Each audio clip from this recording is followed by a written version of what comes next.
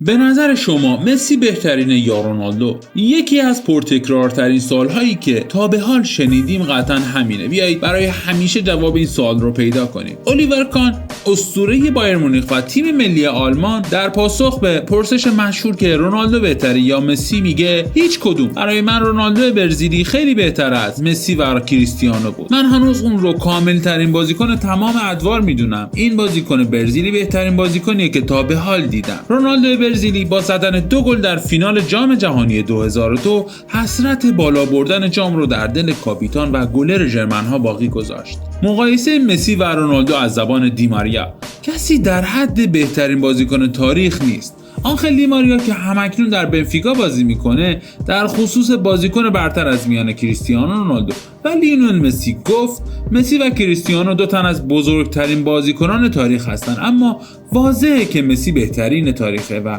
هیچ کس رو نباید با اون مقایسه کرد. کسی در حد مسی نیست.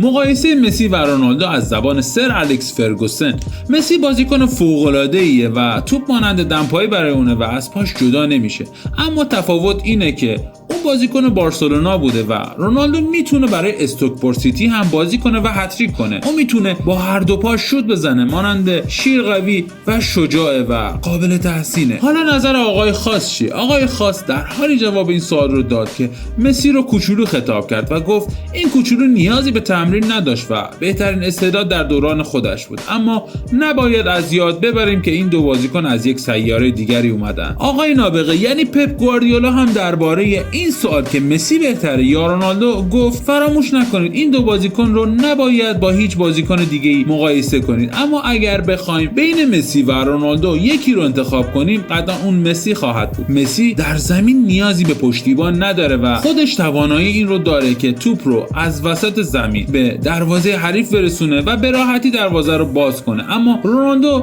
به یک پاس گل دهنده نیاز داره و اگر توپ رو به اون نرسونید نمیتونه گلزنی کنه. فراموش نکنید مسی جایگزینی نداره اما رونالدو جایگزین زیاد داره، پس قطعا مسی بهترین بازیکن تاریخه. به نظر میرسه رسیدن به جواب این سوال اونقدر هم آسون نیست. حالا به نظر شما مسی بهترینه یا رونالدو؟